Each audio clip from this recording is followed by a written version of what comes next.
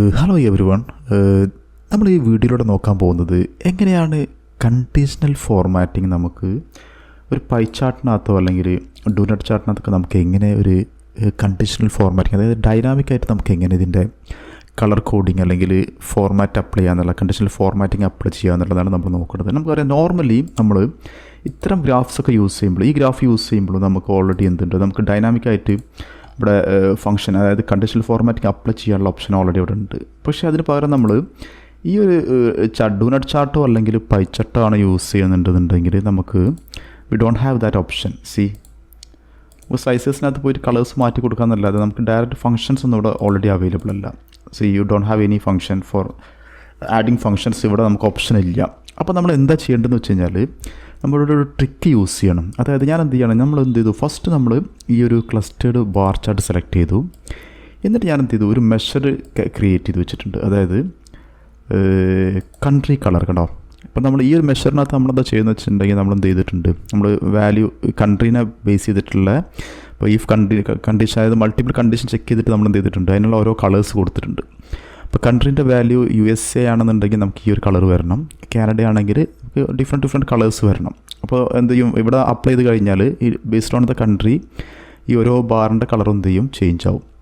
അപ്പോൾ നമുക്ക് നോക്കാം. ഇതിനകത്ത് നമ്മൾ എന്ത് ചെയ്യാണ്, അത് അപ്ലൈ ചെയ്യാൻ പോവുകയാണ്. അതായത് ഞാൻ എന്ത് ചെയ്തു, ജസ്റ്റ് ഫംഗ്ഷൻ കണ്ടീഷണൽ ഫോർമാറ്റിൻ്റെ ബട്ടൺ ക്ലിക്ക് ചെയ്തു, ജസ്റ്റ് കൊടുത്തു. ഇവിടെ നമുക്ക് കളർ ഞാൻ സെലക്ട് ചെയ്തു.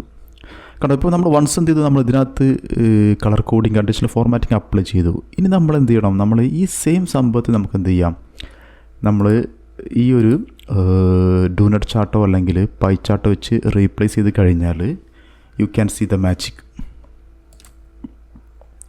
Okay, the same conditional formatting we are applying to this doughnut chart, അല്ലെങ്കിൽ അതുപോലെ തന്നെ പൈ ചാർട്ടിലേക്ക് എന്ത് ചെയ്യും, അത് അപ്ലൈക്കബിൾ ആവും. അപ്പോൾ നിങ്ങൾ ചെയ്യേണ്ടത്, ഫസ്റ്റ് നമ്മൾ എന്ത് ചെയ്യുക, കണ്ടീഷണൽ ഫോർമാറ്റിംഗ് നമ്മൾ ഇതിനകത്ത് അപ്ലൈ ചെയ്യുക. ഇപ്പോൾ നമുക്ക് ഇതിനകത്ത് നമുക്ക് വർക്കൗട്ട് ചെയ്യേണ്ടതുണ്ടെന്നുണ്ടെങ്കിൽ നമ്മൾ ഫസ്റ്റ് ഇങ്ങനത്തെ ഒരു ഗ്രാഫ് ക്രിയേറ്റ് ചെയ്യുക. എന്നിട്ട് അതിനകത്ത് നമ്മൾ കണ്ടീഷണൽ ഫോർമാറ്റിംഗ് അപ്ലൈ ചെയ്യുക. Finally we go to the property.